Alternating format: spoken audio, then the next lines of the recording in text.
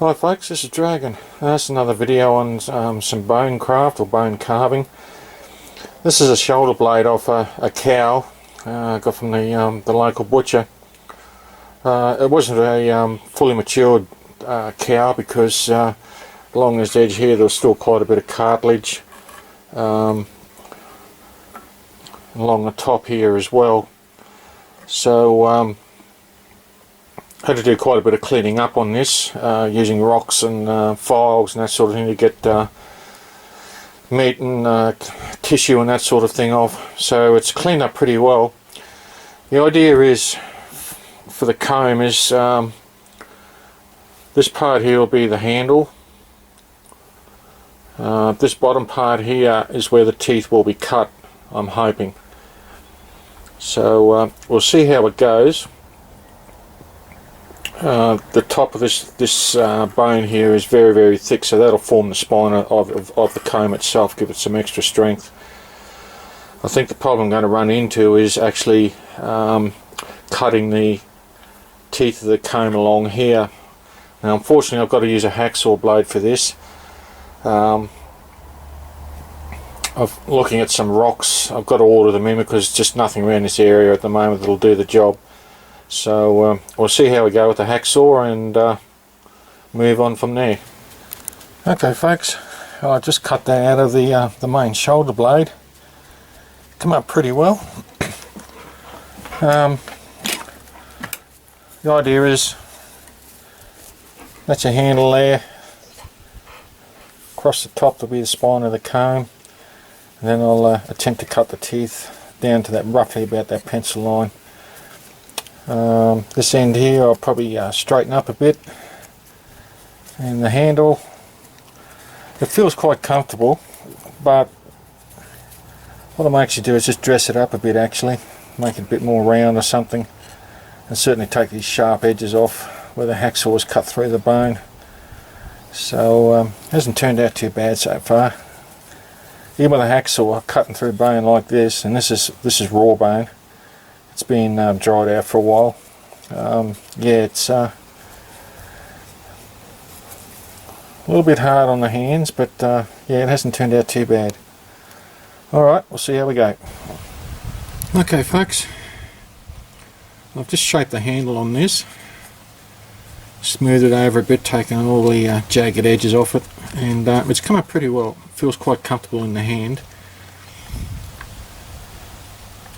As you can see there, you've got the honeycomb effect, so you can tell it's not a fully mature bone, but the handle's quite thick and it'll be strong enough.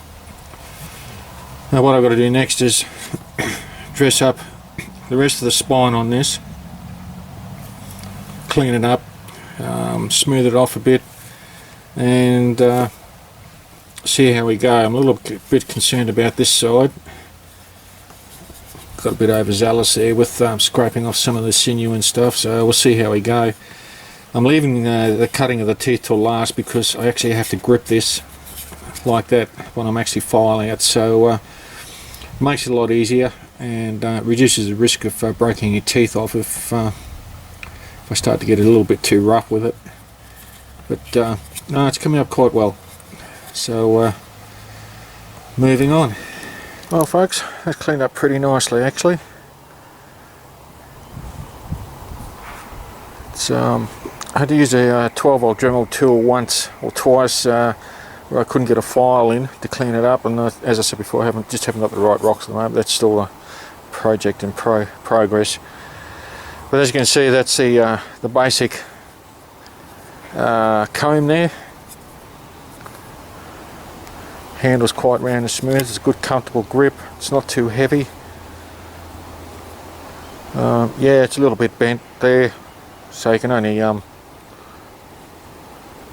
can't comb straight here with it, obviously. No, just joking. Anyway,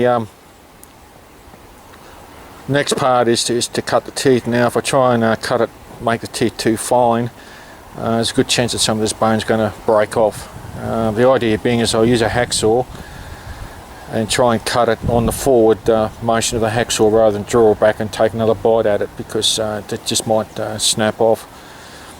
the bone. So what I'll do is on the ends here, leave the bone a little bit thicker, like on a normal comb on both ends, and see how we go from there.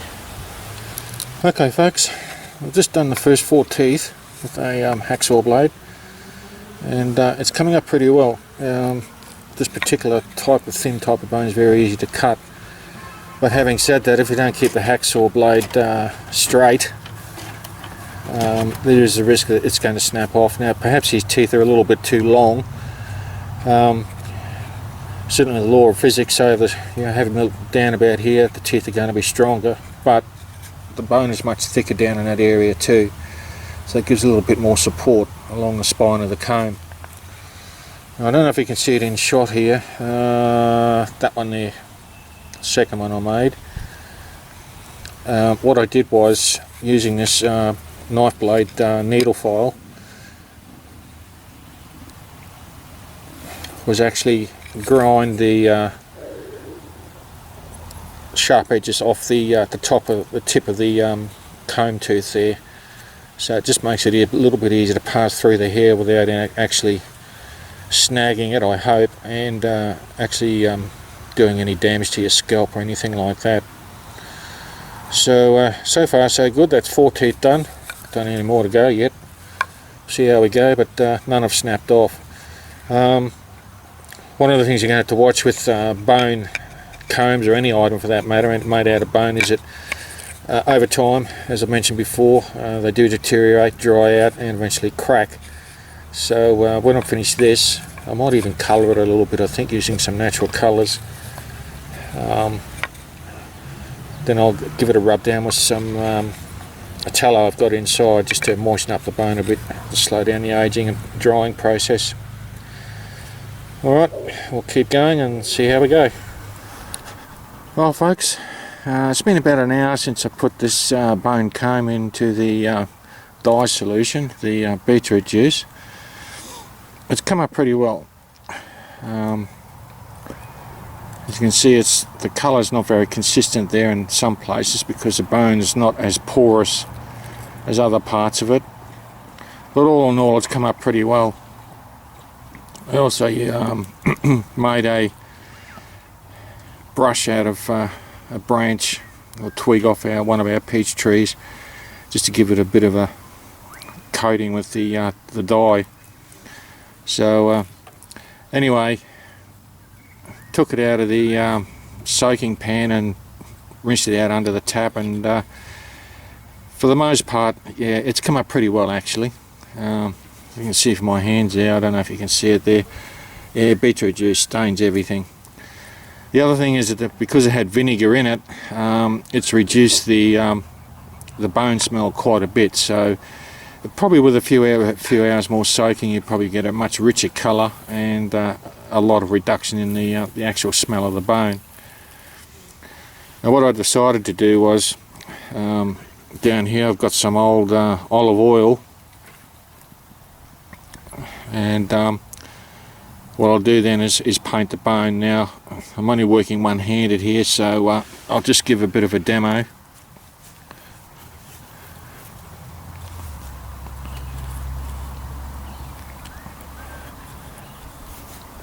Just like that, over the whole lot, the teeth and everything. And it's probably a good idea to let it sit out in the sun for a little while, so that the warmth heats the bone up and opens up the pores a bit, and then it soaks in a bit better. So that's pretty well it, folks, as far as this goes. That's come up quite well. I'm quite happy with that. And every now and then, if it starts to dry out a bit, just hit it with a bit of I'm using olive oil here at the moment, but you can use tallow. Tallow rendered down doesn't have or very little smell to it. It's the tallow I rendered down for making the homemade candles in an earlier video series last year, I think it was. So yeah, the main thing is to keep it well oiled. Whether you use tallow or olive oil, I mean, olive oil is not something you find growing on trees these days either.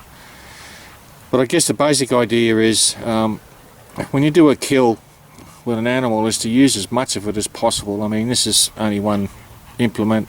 There's lots of other things, and what I am finding out is that certain parts, bones, parts of the animal are better suited for better applications than others.